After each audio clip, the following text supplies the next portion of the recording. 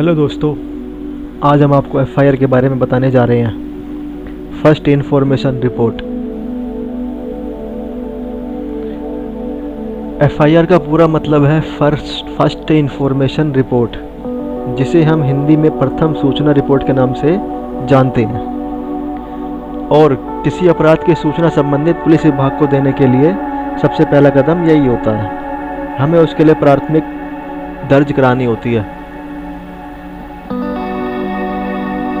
कौन करवा सकता है एफआईआर? कोई भी वह व्यक्ति एफआईआर दर्ज करवा सकता है जो किसी अपराध का शिकार हुआ हो या फिर उसने अपराध होते हुए देखा हो, और कोई भी व्यक्ति जिस भी अपराध के बारे में जानकारी हो। क्यों दर्ज करें एफआईआर? किसी भी अपराध के लिए सर्वप्रथम गुनहगार को सजा दिलाने के लिए सबसे पहला स्टेप यही होता है कि वे पहले जाकर एफआईआर दर्ज कराए। अगर मामला चोरी या डकैती से जुड़ा है तो उस समय यह आवश्यक हो जाता है। यदि आप उसके लिए कायदे से एफआईआर दर्ज कराएं तो उससे जुड़ी इंश्योरेंस राशि आप प्राप्त कर सकते हैं। इन केस अगर ऐसा होता है कि आपकी प्रॉपर्टी या सामान किसी अपराध में मिसयूज़ किया जा रहा है, ऐसी स्थिति में पुलिस को एफआईआर के माध्यम से अवगत कराने के बाद आप उससे हाथ धो बैठते हैं। जैसा कि अगर आपको मोबाइल खो जाता है तो ये ज़रूरी है कि आप अपनी सुरक्षा के लिए ऐसा करें, क्योंकि ऐसे में आपके मोबाइल के मिसयूज़ होने की दशा में होने वाली परेशानी का सामना आपको स्वयं ही करना पड़ेगा। किस तरह के अपराध के लिए एफआईआर?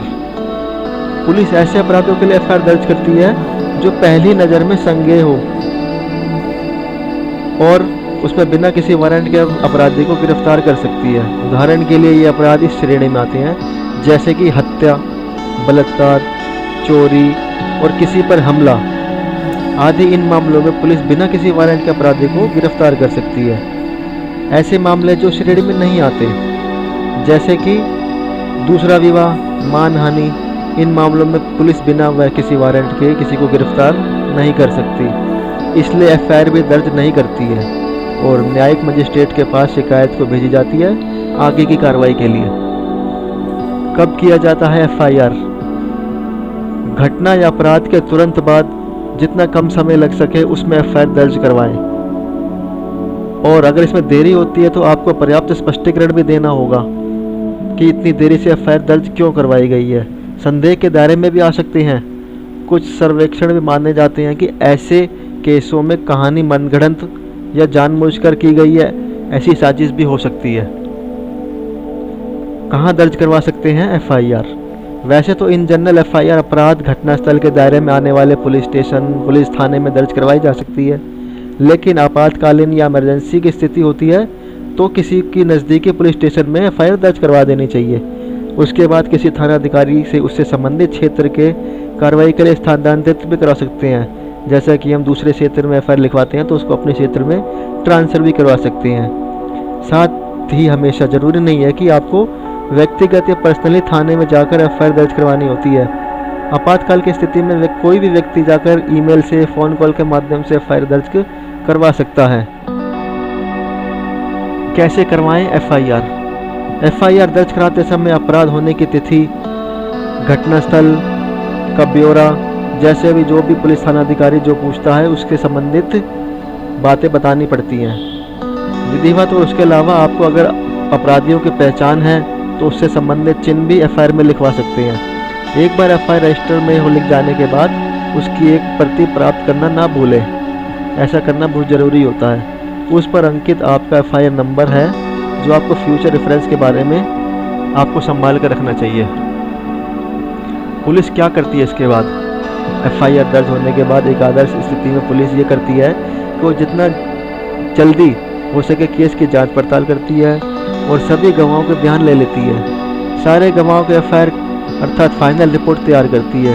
उसी के आधार पर फाइनल रिपोर्ट तैयार करके पुलिस अपनी जांच पड़ताल पूरी करती है तथा केस के लिए उसी समय कार्रवाई के लिए पर्याप्त सबूत और गवाहों की कमी होती है तो पुलिस उस पर किए जाने वाली कार्रवाई को रोक सकती है और ऐसे केस में दर्ज करवाने वाले को सूचित कर दिया जाता है। लेकिन अगर पुलिस पाती है कि आगे बढ़ने के लिए पर्याप्त सबूत है तो उसकी फाइनल चार्जशीट तैयार की जाती है जिसे कोर्ट में दिया जाता है।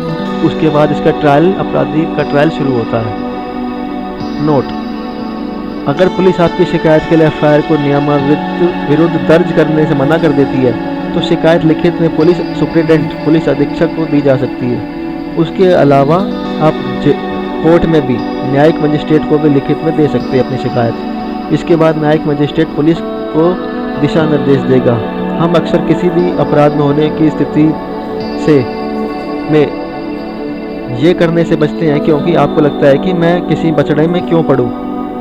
किसी अपराध के साथ कहीं भी हो सकता है, किसी के साथ भी हो सकता है, आपके साथ भी हो सकता है। इसलिए नागरिकों को जागरूक होना चाहिए और अपनी जिम्मेवारी को निभाना चाहिए। अपराध किसी के साथ भी हो सकता है, चाहे वो आपके साथ हुआ हो, चाहे आपके सामने हुआ हो। अपराध के लिए पुलिस को जांच में सहयोग करें और जो अपराध का शिकार हुआ है उसके साथ नैतिक जिम्मेवारी निभाना चाहिए। Please subscribe, like and share.